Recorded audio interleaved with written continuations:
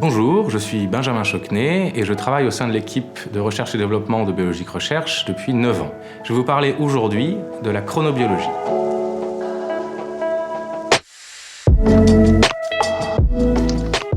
La chronobiologie, c'est le domaine scientifique qui étudie les rythmes biologiques. Ces rythmes biologiques sont apparus au fur et à mesure de l'évolution et sont une illustration du fait que les organismes vivants se sont adaptés à leur environnement. Alors, bien sûr, le facteur environnemental qui a le plus d'influence sur la chronobiologie, c'est le soleil. Le cycle jour-nuit a un impact sur les périodes d'activité et de repos de la plupart des organismes vivants, mais aussi sur leur physiologie. Le cycle le plus important chez l'humain est le cycle dit circadien, qui dure environ 24 heures. Mais il en existe bien d'autres, comme par exemple le cycle menstruel chez les femmes, dont la durée moyenne est de 28 jours.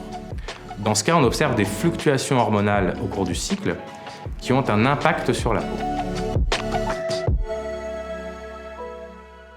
Certains paramètres de la physiologie cutanée varient lors de ces rythmes circadiens.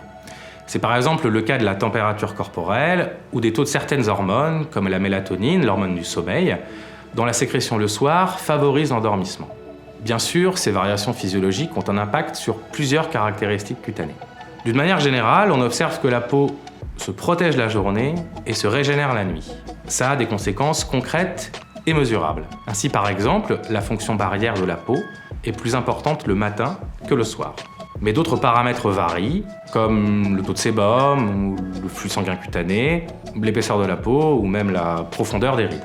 Il est donc possible de prendre en compte ces phénomènes pour trouver le meilleur moment pour appliquer un produit, afin d'optimiser son efficacité et donc de sublimer votre peau. Bien sûr, c'est un sujet complexe qui met en jeu des processus physiologiques subtils.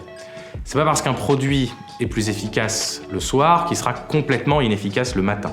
L'idée, c'est plutôt ici de franchir une étape supplémentaire dans la prescription des produits, en prenant aussi en compte votre rythme de vie, pour améliorer la personnalisation des soins.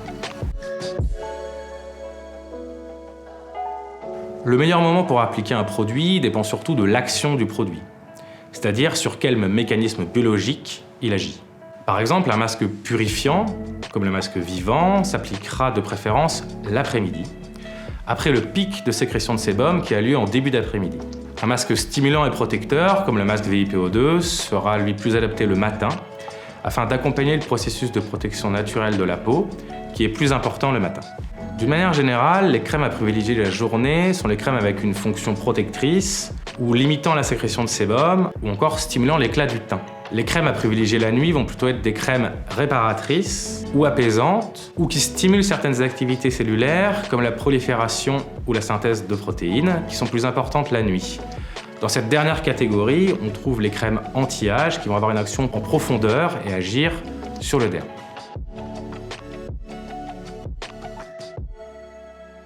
Les produits exfoliants, comme les lotions P50, sont recommandés pour les peaux sensibles le matin, car c'est le moment de la journée où la peau est le mieux protégée. Pour les peaux moins sensibles, on peut les appliquer le matin et le soir. Elles sont intéressantes le soir car c'est à ce moment que la pénétration cutanée est la plus importante.